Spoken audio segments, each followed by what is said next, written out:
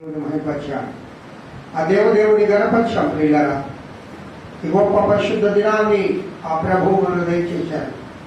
అందును బట్టి ఆ దేవునికి స్తుతి స్తోత్రములు చెల్లిస్తూ ఉన్నాను. హల్లెలూయా.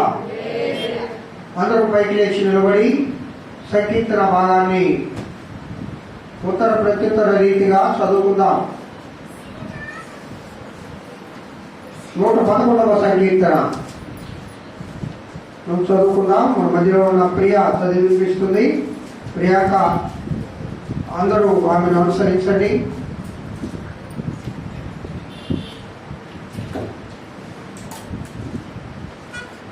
స్తోత్రం. 111వ సంకీర్తన. యెహోవాను స్తుతించుడి, యథార్థవంతుల సభలోను సమాజములోను పూర్ణ హృదయముతో నేను యెహోవాకు కృతజ్ఞతాస్తుతులు చెల్లించెదను. యెహోవా క్రియలు గొప్పవి, వాటి యందు ఇష్టము గల వారందరూ వాటిని విచారించుదురు. ఆయన కార్యము మహిమా ప్రభావము గలది. ఆయన నీతి నిత్యము నిలకడగా ఉండును. ఆయన తన ఆశ్చర్య కార్యములకు జ్ఞాపకార్థ సూచనను నియమించి ఉన్నాడు. యెహోవా దయా దాక్షిణ్య పూర్ణుడు, తన యందు భయభక్తులు గల వారికి ఆయన ఆహారం ఇచ్చి ఉన్నాడు.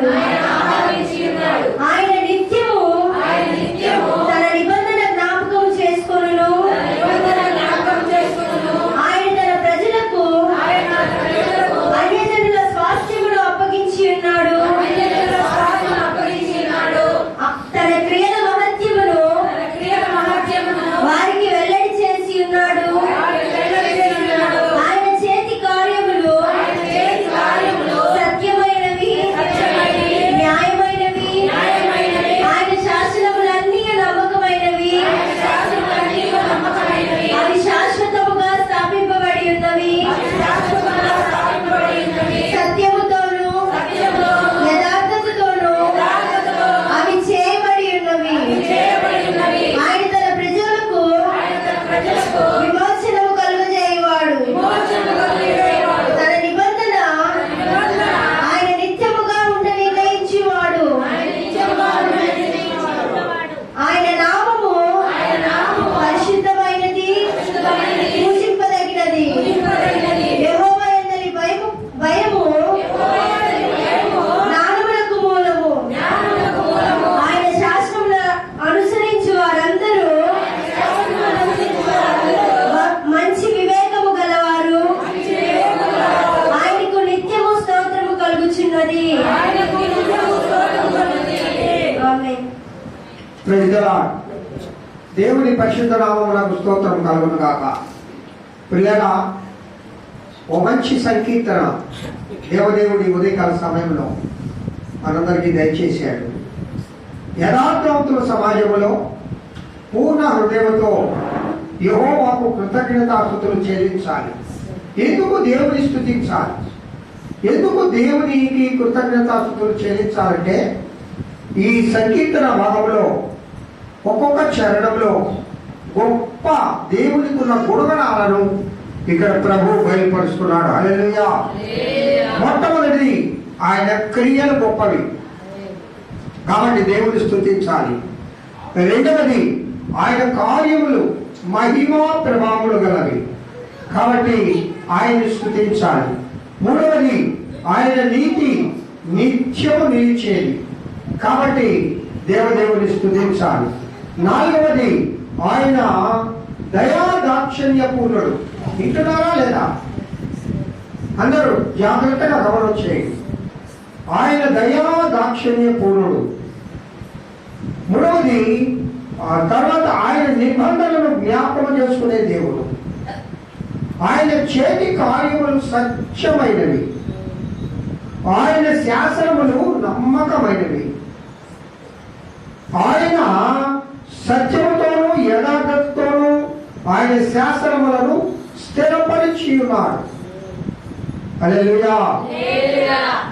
ఆయన తన ప్రజలకు విమోచన కలుగజేస్తున్నాడు. కాబట్టి ఆయన స్తుతించాలి. ఆయన నామము పరిశుద్ధమైన నామము కాబట్టి ఆయన స్తుతించాలి. ఆయన నామము పూజింపదగిన నామం కాబట్టి ఆయన స్తుతించాలి. ఆయన శాసనములు అనుసరించు వారందరట వివేకము కలిగిన వారుగా ఉంటారు. ఆయనను ఆరాధించేవారు, ఆయనను ఎందు భయభక్తులు కలిగిన వారు జ్ఞానవంతులుగా ఉంటారు. ప్రియరా, ఆయన నిత్యము స్తోత్రింపదగిన దేవుడు. హల్లెలూయా, హల్లెలూయా.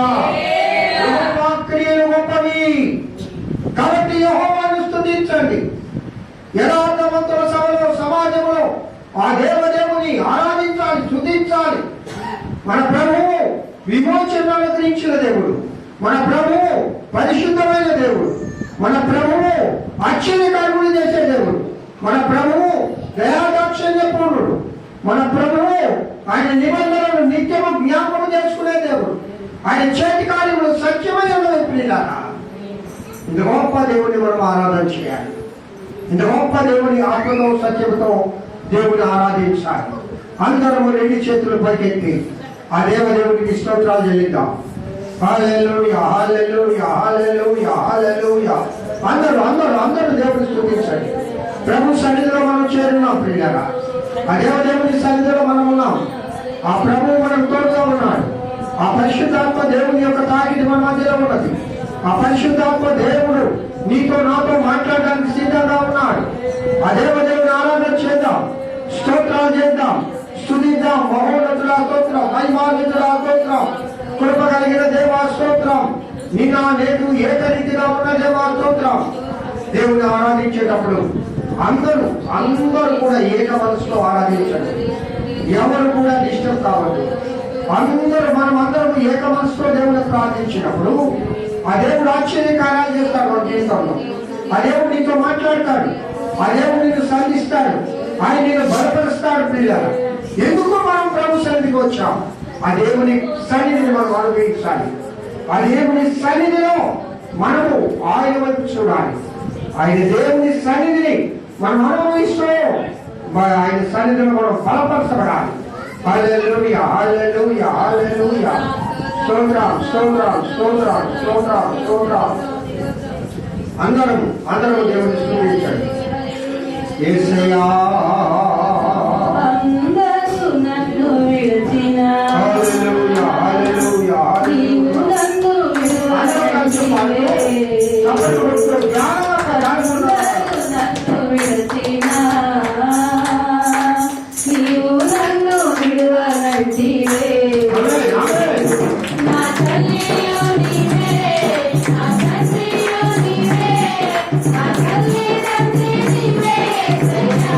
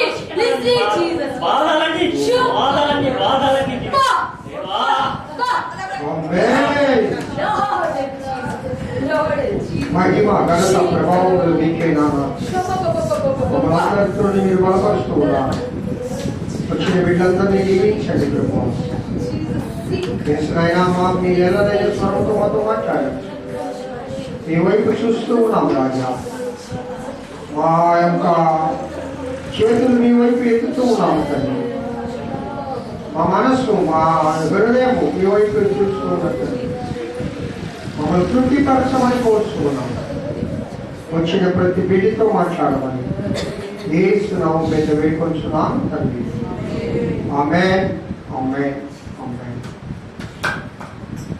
అందరం కూర్చున్నామమ్మా. దేవుని పరిశుద్ధ నామమునకు స్తోత్రం కలుగును గాక. హల్లెలూయా. పునరుద్ధాన ఆశీర్వాదంలో మీపై ఆ దేవదేవుడు మెండుగా కుర్మరించునుగాక. హల్లెలూయా. అందరము సంతోషంగా దేవుని మహిమపరుద్దాం. హల్లెలూయా హల్లెలూయా సంతోషం ఉన్నది, ఆయన సన్నిధిలో ఆనందం ఉన్నది. ప్రియులారా, ఇదేమో నేను మీకు పంపిన వాగ్దానం ఒకసారి జ్ఞాపకం చేసుకోండి. సంకీర్తన 134, 2-3 వచనాల్లో మీ అందరికీ నేను ఉదయకాలంలో సెంటప్ చేశాను కదా. పరిశుద్ధ స్థలం వైపు నీ చేతులెత్తి యెహోవాను సన్నుతించుడి. భూమ్యాకాశములను సృజించిన యెహోవా సియోనులో నుండి నిన్ను ఆశీర్వదించును గాక. ఆ దేవుడు భూమి ఆకాశములను సృజించిన దేవుడు. ఆ దేవుడు సియోనులో నుండి నిన్ను ఆశీర్వదిస్తాడు. ఎప్పుడు? ఆయన వైపు నీ చేతులు ఎత్తినప్పుడు. హల్లెలూయా. ఆయన వైపు నువ్వు చూచినప్పుడు ప్రమాణాన్ని ఆశీర్వదించు, ప్రమాణాన్ని దీవించు. ప్రమాణి కృప కొరకు నేను కనిపెట్టుకొని ఉన్నాను. ప్రమాణి కనికరము నాపై కృపరించు. అయ్యా కనికర పూర్ణుడా, దయాదాక్షిణ్య పూర్ణుడా, నీ వైపు నేను చూస్తూ ఉన్నాను. అయ్యా నన్ను దీవించు అని దేవుని సన్నిధిలో మనం ప్రార్థన చేయాలి. ప్రియులారా, హల్లెలూయా. అప్పుడు సియోనులో నుండి ఆకాశ మహాకాశములపై నుండి ఆ దేవదేవుడు నిన్ను నన్ను ఆశీర్వదించునుగాక. మంచిది. ఇది ఆ వాక్యాన్ని మనము ధ్యానం చేసుకుందాం. పరమగీతములు 2వ అధ్యాయము 14వ వచనాన్ని చదువుకుందాం. పరమగీతములు 2వ అధ్యాయము 14వ వచనం.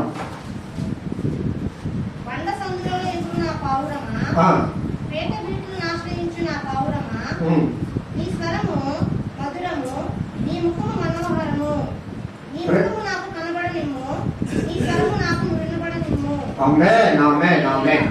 ఈ వాక్యం నిమిత్తము మన మధ్యలో ఉన్న సహోదరి అమ్మ ప్రేర్ చేయండి. అందరూ ఏకీభవించండి. మీరే తల్లి ప్రార్థన చేయండి. అందరూ ఏకీభవించండి. దేవ పరిశుద్ధాత్మ దేవుడు మనందరితో మాట్లాడినట్లుగా మనము ప్రార్థనలో ఏకీభవిద్దాం. సరే, అలాగే.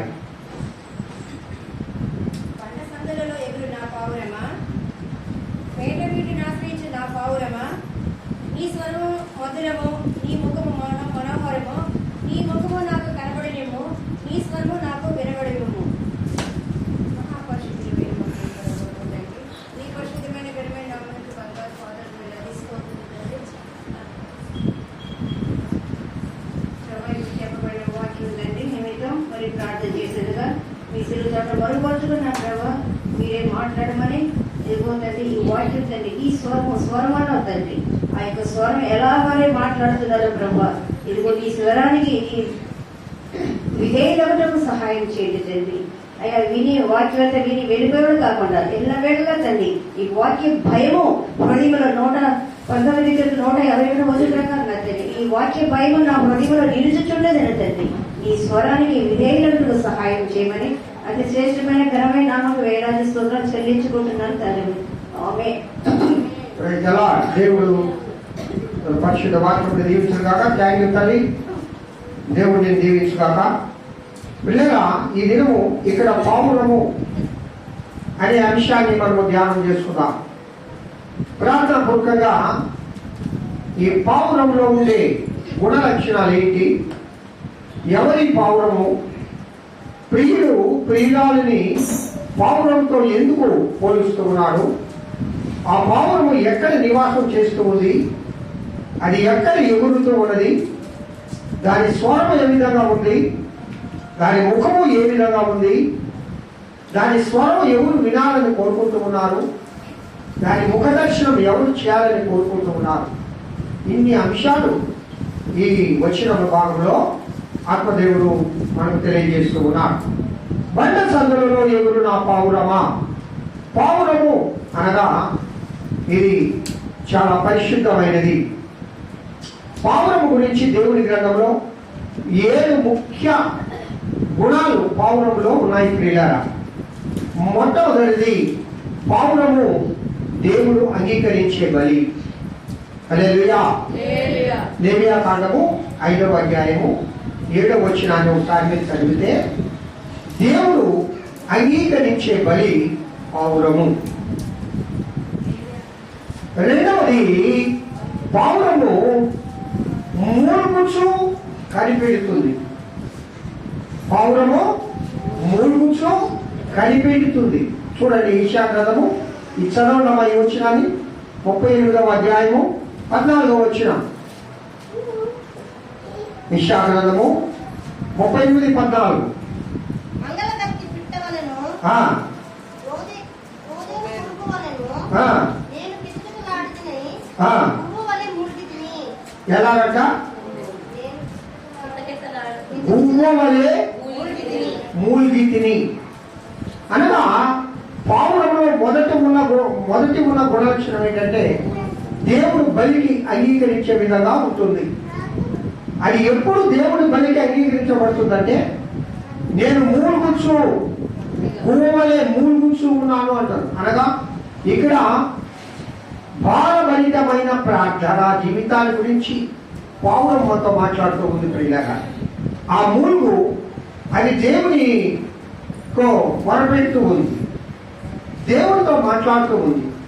ఏ విధంగా అది మూలుగుచ్చు ఉన్నది? విరిగి నలిగిన హృదయంతో ప్రార్థనా జీవితం. ఈ పావురము అనగానే ఎవరో కాదు, సంఘము దేవుని యొక్క పావురము. నీవు నేను దేవుని యొక్క పావురము.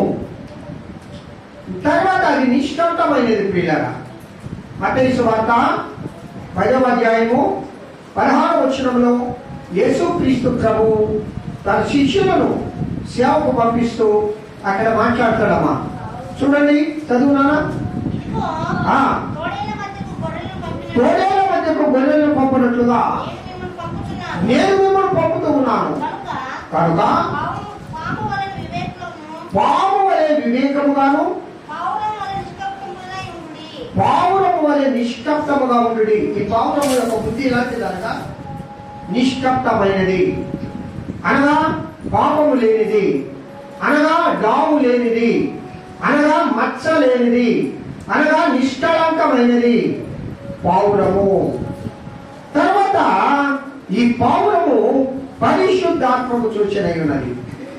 యేసుక్రీస్తు ప్రభు బాప్తిసము పొంది పైకి రాగానే మత్తయి సువార్త 3:16 చదువుతుంది. అందరూ జాగ్రత్తగా వెళ్ళండి. బాప్తిసం పొందిన వెంటనే ఆ. నీళ్ళలో నుండి ఒడ్డునకు వచ్చెను. ఆ. ఇదిగో ఆకాశము తెరవబడెను. ఇదిగో ఆకాశము తెరవబడెను. దేవుని ఆత్మ పావురము వలె దిగి పావురము వలె దిగి తన మీదకి వచ్చుట చూచెను. తన మీదికి వచ్చుట చూచెను.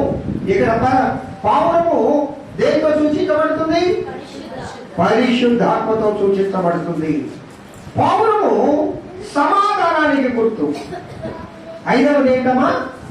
సమాధానానికి గుర్తు. అది కూడా చదవండి ఒకసారి.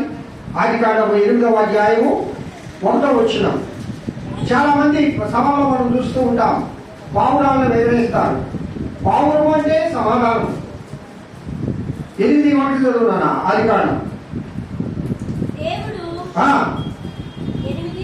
1:1 వచనం. దేవుడు నోవాహును అతనితో కూడా ఓడలో సమస్త జంతువులను సమస్త పశువులను జ్ఞాపకము చేసుకొనెను. దేవుడు భూమి మీద వాయువు విసరునట్లు చేయటం వలన నీళ్లు తగ్గిపోయెను. అగాధ జలములు ఊటలను ఆకాశపు తూములను మూయబడెను. ఆకాశము నుండి కురియుచున్న ప్రచండ వర్షము నిలిచిపోయెను. అప్పుడు నీళ్లు భూమి మీద నుండి క్రమముగా తీసిపోవచ్చుండెను. 180 దినములైన తరువాత నీళ్లు తగ్గిపోగా 7వ నెల 17వ దినమున ఓడ అరారాతు కొండ మీద నిలిచెను. నీళ్లు 10వ నెల వరకు క్రమముగా తగ్గుచూ వచ్చెను. 10వ నెల మొదటి దినమున కొండల శిఖరములు కనబడెను. 40 దినములైన తరువాత నోవాహు తాను చేసిన ఓడ కిటికీ తీసి కాకిని వెలుపలికి పోవిడ్చెను. మొట్టమొదటిగా కాకిని పంపించాడు. అది బయటికి వెళ్లి భూమి మీద నుండి నీళ్ళు ఇంకిపో వరకు ఇటు అటు తిరుగుచుండెను. మరియు నీళ్లు నేల మీద నుండి తగ్గిపోవునో లేదో చూచుటకు అతడు తన ఎద్దు నుండి నల్ల పావురం ఒకటి వెలుపలికి పోవిడ్చెను. నీళ్లు భూమి అంతటి మీద నున్నందున తన అరకాలు నిలుపుటకు దానికి స్థలము దొరకలేదు కనుక ఓడలో ఉన్న తన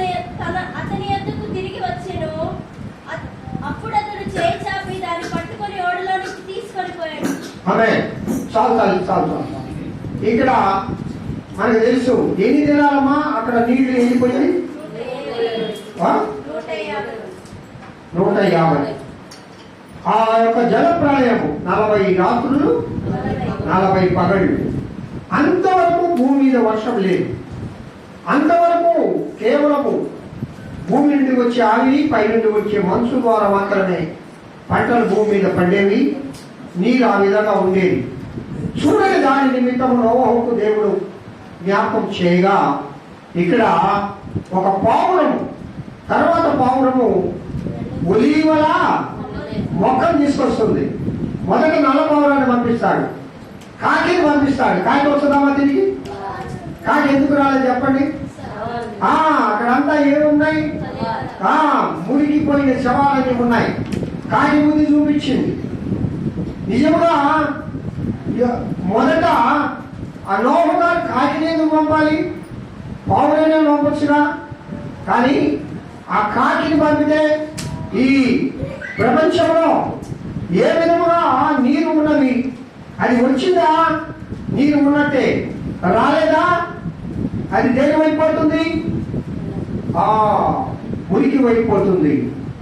అది కుళ్ళిన ఒక వ్యవసాయం అయిపోతుంది, కుళ్ళిన శరీరం అయిపోతుంది. కాబట్టి ఇక్కడ తర్వాత నల్ల పావురాన్ని పంపిస్తాడు. ఎక్కడ కాలు నిలవడానికి స్థలం లేదు. వచ్చే తర్వాత మరొక పావురాన్ని పంపిస్తాడు. ఆ పావురము ఒలీవల మొక్కను తీసుకొని వస్తుంది. హల్లెలూయా. పావురము అనగా ప్రియరా సమాధానముకు గుర్తు. నా తర్వాత 6వదిగా పావురము దేన్ని ఆశ్రయిస్తూ ఉంది? దేన్ని ఆశ్రయిస్తూ ఉంది? బండను ఆశ్రయిస్తూ ఉంది. పరమగీతంలో 2:14 మనం చదువుకున్నాం కదా. బండను ఆశ్రయిస్తూ ఉంది. తర్వాత 7వది పావురము అనగా ఎవరంటే సంఘము. హల్లెలూయా. ఈ 2:14 పరమగీతంలో ప్రియుడు తన యొక్క ప్రియురాలిని ఈ విధంగా సంబోధిస్తూ ఉన్నాడు. ఏమని సంబోధిస్తున్నాడు? బండ సందులలో ఎగురు నా పావురమా, పేద వీధులను ఆశ్రయించు నా పావురమా, నీ స్వరము మధురము. మొట్టమొదటి యొక్క లక్షణం పిల్లరా బండ సందులలో ఎగురుతూ ఉంది. నేను చాలాసార్లు చెప్పాను ఈ వాక్యాన్ని. ఈ బండ ఎవరు? ప్రభు అయిన యేసుక్రీస్తు. తన ప్రియుని ఆనుకొని ఈ పావురము ప్రయాణం చేస్తూ ఉంది. ఎప్పుడూ ప్రియుని యొక్క కాపుదలలో ఉంటుంది. నేను నీకు గుడారంగా ఉంటానంటూ ఉన్నాను. నేను నిన్ను నా పరశాలలో చేర్చుకుంటానంటూ ఉన్నాను.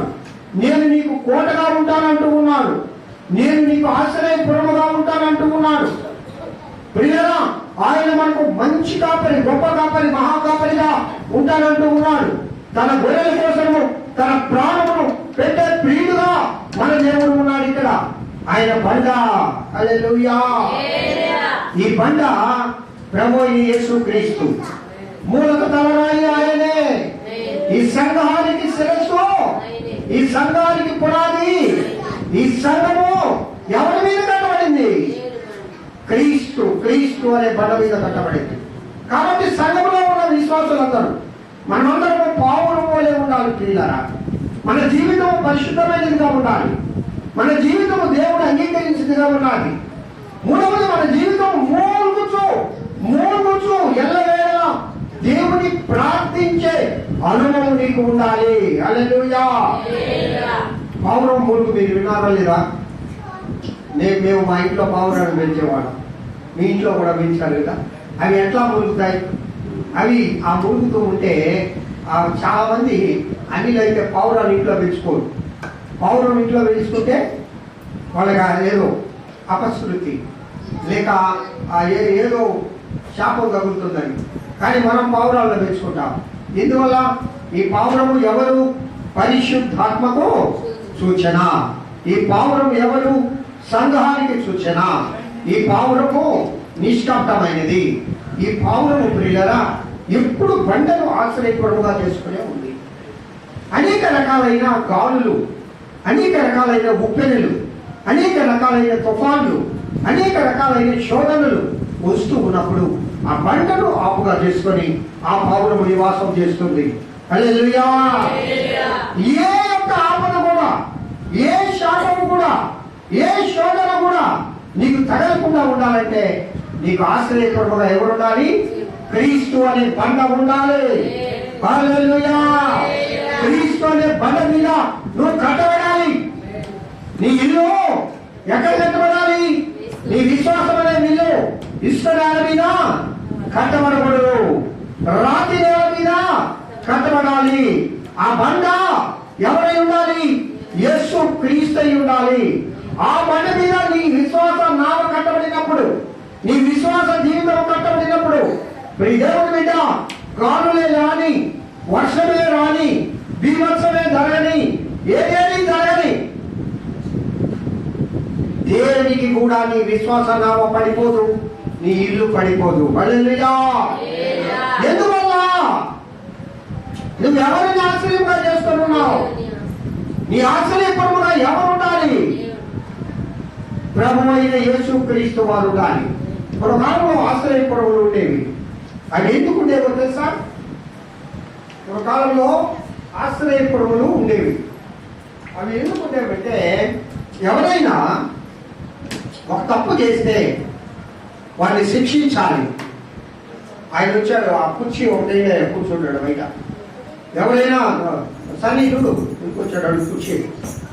ఎవరైనా ఒక వ్యక్తి తప్పు చేస్తే అతను శిక్షించబడకుండా ఉండాలి అంటే ఆశ్రయపురంలోకి పరిగెత్తినప్పుడు అతని ప్రాణము రక్షించబడుతుంది. హల్లెలూయా. హల్లెలూయా.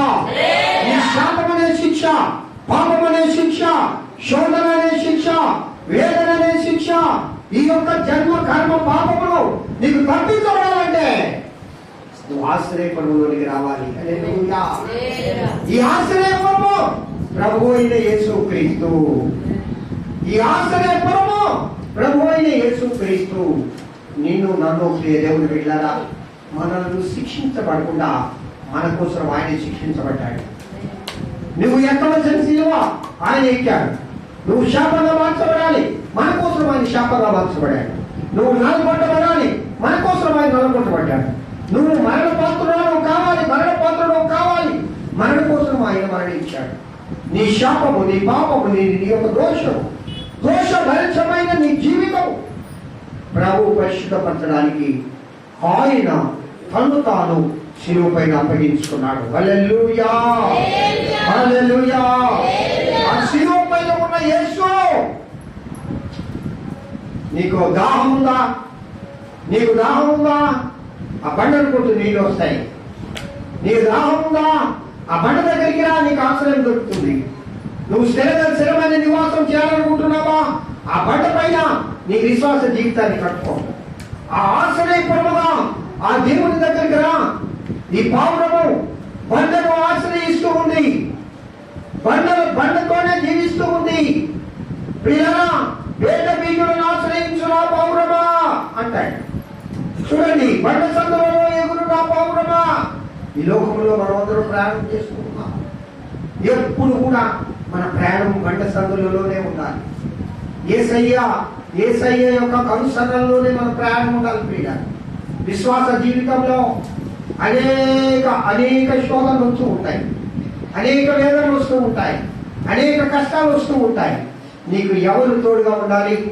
నీకు ఎవరు నీడగా ఉండాలి? నిన్ను నడిపించేవాడు ఎవరు?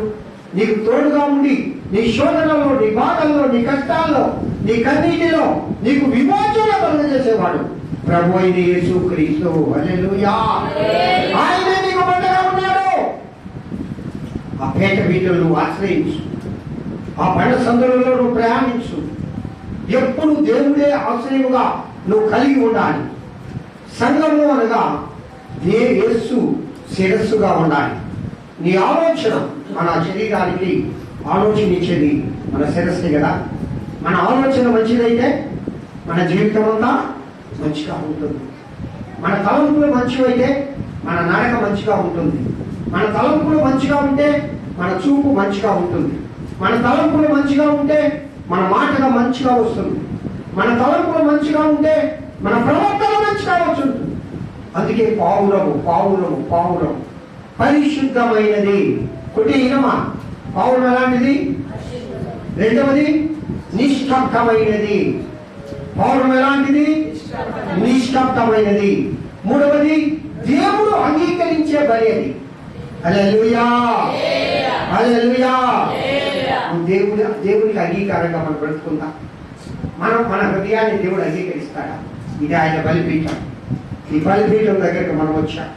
ప్రియులారా, ఈ బలిపీఠం పైన ఆ దినాల్లో ఏం చేసేవాడంటే చిన్న పావురు పిల్లనైనను లేక కోడెనైనను లేక ఒక గొర్రె పిల్లనైనను తెచ్చి దానిని వధించేవాడు, దాని రక్తాన్ని ప్రోక్షించేవాడు.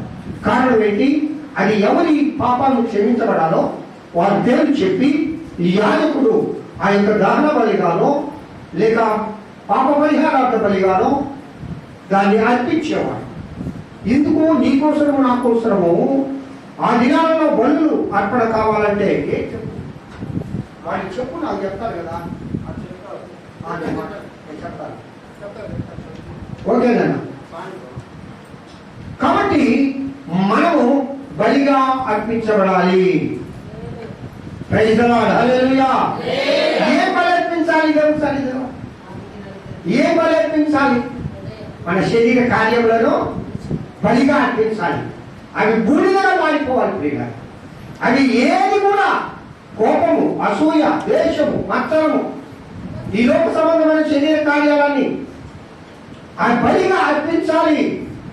అది ఆయన అంగీకరించాలి. హల్లెలూయా. ఎప్పుడు నీ హృదయాన్ని దేవుడు అంగీకరిస్తాడు? నీ హృదయమును ప్రభు సన్నిధిలో కుమ్మరించాలి. ఏ విధంగా కుమ్మరించాలి? నీవు కుమ్మరించినట్లుగా నీ హృదయమును ఆ దేవుడి సన్నిధిలో కుమ్మరించాలి. హల్లెలూయా. ఒక కుండ ఉంది, ఒక పాత్ర ఉంది, కుమ్మరించాం. నీళ్ళన్నీ పోస్తాయా? కొంచెం నీళ్ళు ఉంటాయా? చెప్పండి అమ్మా, చెప్పండి. అన్ని కింద పడిపోతాయా? కొన్ని మిగిలి ఉంటాయా? శాంతమ్మా, అన్ని పడిపోతాయా? లేదు, కొంచెం మిగిలి ఉంటాయా? ఎప్పుడు మిగిలి ఉంటాయి చెప్పు? అది వారగా వచ్చినప్పుడు. అది పూర్తిగా ఉంచం.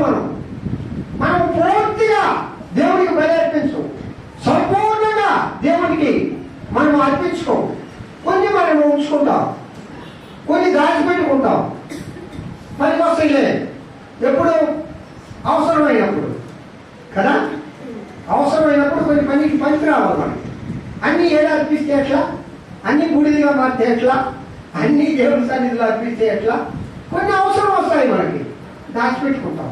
దాచిపెట్టుకోవద్దు ప్రియులారా.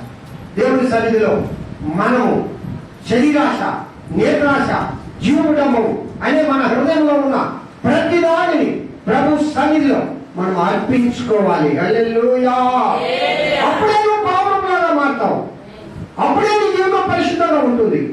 అప్పుడే నీ జీవితము, నీ ప్రియుడు అంటాడు, నీ ముఖము మనోహరము. హల్లెలూయా.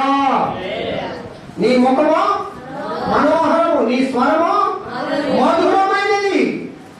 కొందరు పాటలు పాడుతుంటే మధురంగా ఉంటుంది. ఆ మధురం అది. దేవుడికి నీ స్వరం మధురంగా ఎప్పుడు వినపడాలి? మా సన్ని పాట పాడితే వాళ్ళు చక్కగా పాడతాడు కదా. సన్ని వాళ్ళే చక్కగా. నేను ఎగతాళి ఏమనలే, నిజంగా బాగా పాడతాడు. కానీ సాధన చేయాలి.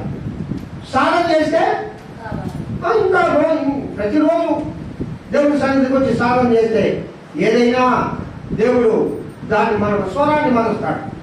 కోకిల స్వరంగా మారుస్తాడు. కాకి స్వరము ఏ స్వరంగా మారాలి? నీ స్వరం మొదలు అని ప్రియుడు పిలుస్తుంటే నేను కాకిలాగా అరుస్తానంటే ఎట్లా? మధురమైన స్వరము దేవుడికి వినపడాలి. ప్రియ దేవుడి బిడ్డ, ఎప్పుడు మధురమైన స్వరం నీ నుంచి వస్తుంది? నీ హృదయంలో ఆయన వాక్యము నిల్వ ఉండాలి. నీ హృదయంలో ఆయన ప్రార్థన నిల్వ ఉండాలి. నీ హృదయంలో ఆయన ఎందుకు భయభక్తులు ఉండాలి. నీ హృదయము సమస్తము దేవుడికి నువ్వు అర్పించాలి. హల్లెలూయా. నా ప్రియులారా, నీ స్వరము మధురము, నీ స్వరము మధురము. మధురమైన నీ స్వరాన్ని ఎవరికి వినిపిస్తూ ఉన్నావు? నీ స్వరం వినాలని దేవుడు కోరుకుంటున్నాడు. ఈ మధ్యాహ్న సమయంలో నీ స్వరం వినాలని దేవుడు కోరుకుంటూ ఉన్నాడు. మధురమైనదిగా చేయాలంట. మధురమైనది జుంటే తేనె దారుల కంటే మధురమైనది ఏంటి? దేవుడి వాక్యం. ఆ దేవుడి వాక్యము నీ హృదయంలో ఉన్నప్పుడు నీ స్వరం కూడా మధురంగా మార్చబడుతుంది. హల్లెలూయా. కాకి స్వరము కోకిల స్వరంగా మారిపోవాలి. కాకి స్వరము లోక సంబంధమైన స్వరము, కోకిల స్వరము దైవ సంబంధమైన స్వరం. ఈ కోకిల అనగా ఈ యొక్క సంగీత నాదము మధురంగా ఉండాలంటే ఈ కాకులో మనమందరం పిల్లల, మనమందరం నిలకడలేని జీవితం కలిగిన వాళ్ళం. మన చూపులో నిలకలేదు, మన నడతలో నిలకలేదు. చూసారా కాకి ఏ విధంగా నడుస్తుంది? నిలకడగా ఎప్పుడైనా నడుస్తుందా కాకి? నిలకడగా ఎప్పుడైనా చూస్తుందా కాకి? ఉండదు. దాన్ని బొక్కేస్తా. లోకంలో ఎక్కడైతే పనికిరాని అక్కడి వెళ్ళి వాడుతూ ఉంటుంది. అది దానికి లోకంలో నీచమైనవి కావాలి. కానీ ఈ కాకి లాంటి నీ జీవితాన్ని ఆ దేవదేవుడు కోకిలుగా మార్చదలుచుకున్నాడు. అందుకంటూ ఉన్నాడు నీ స్వరము మధురము. హల్లెలూయా. మధురమైన స్వరం మనం కలిగి ఉండాలంటే ఆ మధురమైన దేవుని వాక్యాన్ని మన హృదయములలో నింపుకుని ఉండాలి. దేవుని వాక్యాన్ని ధ్యానం చేస్తూ ఉండాలి పిల్లలు. ఇంకొక అనుభవం ఏంటంటే మూలుగు ప్రార్థన జీవితం. ఏ విధంగా దేవుని గ్రంథంలో భక్తులు ప్రార్థించారండి? ఎంత ప్రార్థన అనుదినము మనం చెప్పుకుంటూ ఉన్నాం. రాత్రికాల సమయంలో కూడా మనం చెప్పుకున్నాం ప్రార్థన గురించి. ట్యూబ్యాప్లో మనం అనుదినము దేవుని సన్నిధిలో మూలిగే వారముగా ఉండాలి. దేవుని సన్నిధిలో మన హృదయములను నలగబొట్టుకొని ఆ ప్రభు సన్నిధిలో వీరికి నలిగిన హృదయం కలిగి దేవునికి ప్రార్థించాలి. హల్లెలూయా. కనీటి ప్రార్థన ఉండాలి. విరిగి నలిగిన మనసుతో దేవుని ప్రార్థన చేయాలి. వేదన భరితమైన ప్రార్థన ఉండాలి. దేనికోసం నువ్వు కన్నీరు కాల్చాలి? దేనికోసం నువ్వు ప్రార్థించాలి? నీ జనుల రక్షణార్థం, నీ కుటుంబ రక్షణార్థం, నీ సంఘ రక్షణార్థం, ఈ లోకంలో ప్రజల రక్షణార్థం. పిల్లలు మనము ప్రార్థించే అనుభవం పౌరులు లాంటి అనుభవం కలిగి ఉండాలి. నిరంతరము దేవుని స్తుతించి ఆరాధించే అనుభవం నీలో ఉండాలి. హల్లెలూయా. పౌరము నిరంతరము మురుగుతూ దేవుని ఆరాధన చేస్తుంది. ఆకాశ పక్షులు చూడండి, అవి ఉదయ కాలంలో ఏం చేస్తాయంట? దేవుని స్తుతిస్తాయి. ప్రభువా ఈ దినాన్ని నాకు ఇచ్చావు, దేవునికి స్తోత్రం. మనమందరం దేవుని స్తోత్రం స్తుతిస్తాం కదా. దేవుని ఆరాధిస్తూ ఉన్నామా? దేవుని మనము గణపరుస్తూ ఉన్నామా? దేవుని మహిమపరుస్తూ ఉన్నామా? మన జీవితాలలో ప్రియులారా దేనికి ప్రలోతాన్ని ఇస్తూ ఉన్నాము? ప్రార్థించే అనుభవం. ఈ పౌరంకు ఉండే అనుభవం ఏంటనగా ప్రార్థించే అనుభవం. హిజ్కియా ప్రార్థన ఏం చేసింది? తనకున్నా మరణకరమైన రోగమును దూరం చేసిందమ్మా. హల్లెలూయా. యాకోబు ప్రార్థన ఏం చేసింది? తనకున్న శాపకరమైన పేరును మార్చింది. యాకోబు అంటే మోసగాడు. దేవా నీవు నన్ను దీవించే వరకు నేను నిన్ను విడువను. పట్టుదల కలిగిన ప్రార్థన. ఈ ప్రార్థన ఉందా నీలో? ఇలాంటి ప్రార్థన చేస్తూ ఉన్నావా? ఈ విధంగా దేవుని ఆరాధన చేస్తూ ఉన్నామా? మనం పట్టుదల కలిగి మనం ప్రార్థిస్తే బ్రతుకు మారాలా? నువ్వు ప్రార్థిస్తే నీ పేరు మారాలా, నీ తీరు మారాలా, నీ ప్రవర్తన మారాలా, నీ మాటలు మారాలా. ఈ ప్రార్థించే ఈ యొక్క పెదవులతో శాపకరమైన మాటలు నువ్వు మాట్లాడకూడదు. ఆశీర్వాదకరమైన మాటలే నీలో రావాలి. మనం ఒకరిని ఆశీర్వదించే వాళ్ళగా ఉండాలి, కానీ ఒకరిని దూషించే వాళ్ళగా ఉండకూడదు, ఒకరిని శపించే వాళ్ళగా ఉండకూడదు. కారణం ఏంటి? ఈ పెదవులలో నుండే దేవునికి స్తుతి వస్తుంది. ఈ పెదవుల నుండి నువ్వు దేవుని ఆరాధిస్తూ ఉన్నావు. ఈ పెదవుల నుండి నువ్వు దేవుని స్తుతిస్తూ ఉన్నావు. ఈ పెదవులతో దేవుని ప్రార్థిస్తూ ఉన్నాం. ఇదే పెదవులతో ఇతరులను ఏం చేయాలి? ఇతరులను ఆశీర్వదించాలి. హల్లెలూయా. నీవు ఆశీర్వదించే వారిని నేను ఆశీర్వదించాలని దేవుడు చెప్తూ ఉన్నాడు. ఎప్పుడు జరుగుతుంది ఆ కార్యం? మన హృదయంలో దేవుని వాక్యము నిలకడగా ఉన్నప్పుడు, మన హృదయము పావురం వలె పరిశుద్ధమైనదిగా ఉన్నప్పుడు, మన హృదయము పావురం వలె నిష్కపటంగా ఉన్నప్పుడు, మన హృదయము పావురం వలె నిరంతరం ప్రార్థించేదిగా ఉన్నప్పుడు, మన హృదయము పావురం వలె నిరంతరం ఆ పేట బిడ్డలను ఆశ్రయించి, ఆ బండను ఆశ్రయించి ఆయనతో సహవాసం చేయాలి. హల్లెలూయా. నీవు నా స్నేహితుడవు అన్నాడు దేవుడు. ఎవరన్నాడు? ఎందుకన్నాడు? అనేక మంది ఉన్నారు కదా. అబ్రహాము దేవుని స్నేహితుడు ఎందుకయ్యాడు తెలుసా? అబ్రహాము దేవుని కోసం ఎప్పుడు ఎదురు చూసేవాడు, దేవునితో ఎప్పుడు మాట్లాడేవాడు. దేవా, నేను నీతో స్నేహంగా ఉంటాను. దేవా, నేను నిన్ను నమ్మి ఉన్నాను. ఇదిగో సమస్తాన్ని వదిలివేసుకున్నాను. అన్నిటినీ వదిలివేశాడు ప్రియులరా. కాబట్టి అబ్రహాము అన్నాడు, నీవో నా స్నేహితుడవు. హల్లెలూయా, హల్లెలూయా. మనమందరం దేవుడికి స్నేహితులుగా ఉండాలి. ఈ లోకంలో స్నేహితులు ఏం చేస్తారమ్మా? ఈ లోకంలో స్నేహితులు ఏం చేస్తారు? ఏం చేస్తారు? మోసం చేస్తారు. ఉన్నంత కాలం వినియోగించుకుంటారు, తర్వాత నేను వదిలేస్తాను. కానీ నా స్నేహితుడైన ప్రభు, నీ ప్రియుడైన యేసయ్య, ఆయన నువ్వు స్నేహితుడుగా కలిగి ఉంటే ఆయన ఎప్పుడు నిన్ను ఆశీర్వదిస్తాడు. హల్లెలూయా. ఆయన ఎప్పుడు నిన్ను విడిచేవాడు కాదు. ఆయన ఎప్పుడు నిన్ను వదిలిపెట్టేవాడు కాదు. ఆయన ఎప్పుడు కూడా నిన్ను ఎడబాచి ఉండేవాడు కాదు.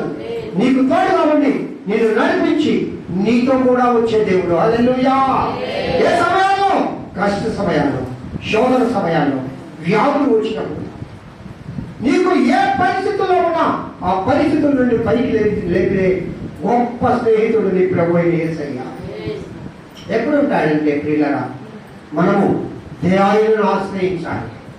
సంఘము, పౌరం అంటే సంఘం, పౌరం అంటే పరిశుద్ధాత్మ. ఎస్, పరిశుద్ధాత్మ అనుభవంలో మనమందరము పరిశుద్ధపరచబడాలి. అనుదినము దేవుని సన్నిధిలో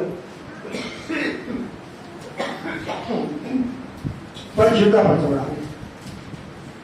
పౌరమట దాని కనుగుడ్లు ఎలా ఉంటాయంటే, పావురము కనుగుడ్లు అంతా తెలుపుగానే ఉంటాయి. అదే ఒకే కన్ను ఉంటాయి. మన కనుగుడ్లు ఎట్లా ఉంటాయి? మన కన్ను ఎట్లా ఉంటుంది? కొంత నలుపు, కొంత తెలుపు. పావురము కన్ను ఆ విధంగా ఉండదు. అది పరిశుద్ధమైనదిగా ఉంటుంది.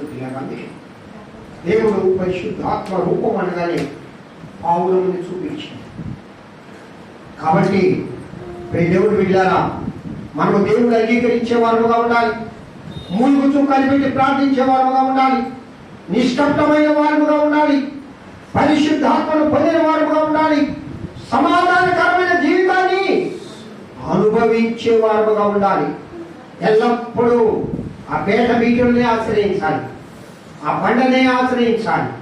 నీ ప్రయాణం ఎప్పుడు దేవుడితోనే ఉండాలి. నువ్వు ఎక్కడికి వెళ్ళినా, నువ్వు ఎక్కడ ప్రయాణిస్తూ ఉన్నా, నువ్వు ఏ డ్యూటీలో ఉన్నా, ఏ యొక్క పనులు చేస్తూ ఉన్నా, నీకు తోడుగా ఎవరు రావాలి? యేసయ్య ఉండాలి. హల్లెలూయా. దేవుని సన్నిధి ఎప్పుడు నిన్ను విడిచిపోకూడదు. ఎప్పుడు తెలుసా? నువ్వు ఎక్కడికి వెళ్ళినా దేవుని సన్నిధి అక్కడికి వస్తుంది. ఆయన తన దూతను నీకు కాపురంగా పంపుతాడట. ఎంత గొప్ప దేవుడు అండి. దేవుడు వెళ్ళారా, ఈ యొక్క ఉదయకాల సమయంలో మన జీవితం పావురములాగా ఆ ప్రభువుకు మనము అర్పణగా అర్పించుకోవడానికి తగిన విధముగా మనల్ని మనం పరిశుద్ధపరచుకోవాలి. ఈ యొక్క శ్రమల దినాల్లో ఉన్నాం. యేసుక్రీస్తు ప్రభు అండి నిష్కల్మషమైన వాడు, నిష్కపటమైన వాడు, పరిశుద్ధమైన వాడు. పావురంలో ఉన్న గుణములన్నీ నా ప్రియుడైన యేసయ్యలో ఉన్నాయి. తను తాను బలిగా అర్పించుకున్నవాడు. ఒకేసారి బలిగా ఆయన అర్పించుకున్నాడు. యేసు రక్తం, హెబ్రీయులకు రాసిన పత్రిక 10 చివరి వచనం చదువుతాను. హెబ్రీయులకు రాసిన పత్రిక 10వ అధ్యాయం 10వ వచనం.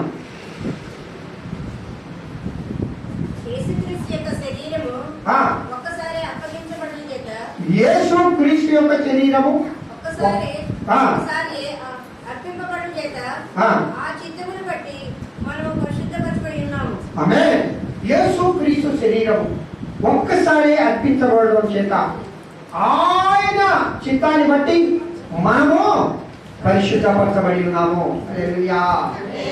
నీవు నేను పరిశుద్ధంగా ఉన్నామంటే నీ నీతి కాదు, మన భక్తి కాదు, మన జీవితం కాదు, యేసు రక్తం ద్వారా మనము పరిశుద్ధపరచబడి ఉన్నాము అని గ్రంథకర్త చెప్తాడు. ప్రియులారా, ఈ యొక్క ఉదయకాల సమయంలో పౌరము లాంటి జీవితాన్ని మనమందరం కలిగి ఆయనకు అర్పణగా, ఆయనకు ఎప్పుడు ప్రార్థించే బిడ్డముగా, నిశ్శబ్దమైన వారుగా, సమాధానకరమైన వారుగా, యేసును ఆశ్రయించే వారుగా, యేసుతో నడిచే వారుగా, యేసు కృపను పొందిన వారుగా ఎల్ల వేళలా మనము జీవించాలని అలాంటి కృప నా ప్రియుడైన యేసయ్య మనందరికీ దయచేయాలని కోరుకుంటూ ఈ వాక్యాన్ని ముగిస్తూ ఉన్నాం. దేవుడి ఈ వాక్యమును దీవించి ఆశీర్వదించునుగాక. హల్లెలూయా, హల్లెలూయా, హల్లెలూయా. హల్లెలూయా. మంచిది ప్రియులారా, ఈ వాక్యము నిమిత్తము ప్రార్థనతో సెలవు తీసుకుందాం. మహోన్నతుడ స్తోత్రం, మహిమ ప్రభావం కలిగిన దేవా స్తోత్రం. ఇంతవరకు ఈ పునరుద్ధరణలో నీ సన్నిధిలో తండ్రి మేము ఆయన మిమ్మల్ని ఆరాధించడానికి, మీ బోధన వినడానికి, మిమ్మల్ని ప్రార్థించడానికి, అయా అనేక విషయాలు చర్చించడానికి ఈ పునరుద్ధరణ ఆశీర్వాదాలతో మమ్మల్ని అందరినీ నింపి నేను నడిపిస్తున్న విధానం పడిస్తుంటాను. మా జీవితం పాపముని నిష్కపటంగా, పరిశుద్ధంగా, మీ కాపుదల కలిగి, మీ బడిని ఆశ్రయిస్తూ నీకోసం ఎదురు చూసే బిడ్డలుగా మేము ఈ లోకంలో జీవించే కృప దయచేయమని కోరుతున్నాం. వచ్చిన బిడ్డలందరినీ యేసుక్రీస్తు నామములో దీవించండి ప్రభువా. సగంలో నానాటికి ఒక ఉద్యమం కలగాలి.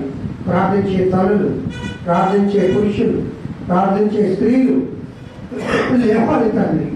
ఇక నీ కృపలో అందరినీ బలపరచమని ఇంతవరకు కుడికి మహిమకరంగా నడిపించలేదేవా. నామానికి మహిమ ఘనత ప్రభావం తెలుసుకుంటూ యేసు నామమున పేరిట వేడుకొచ్చున్నాను తండ్రి. ఆమేన్. పరలోకమందున్న మా తండ్రి, నీ నామము పరిశుద్ధపరచబడును గాక.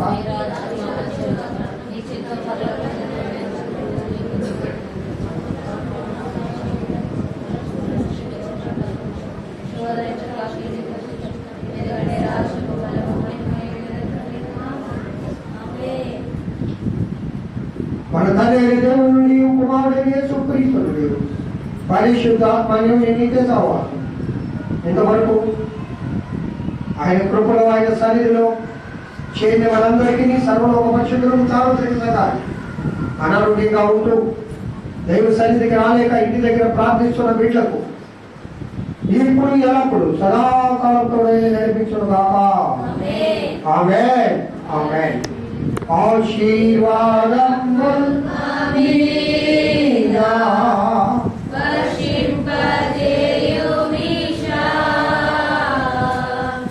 ఆశతో నమ్మియున్నాము నీ సత్య వాగ్దానము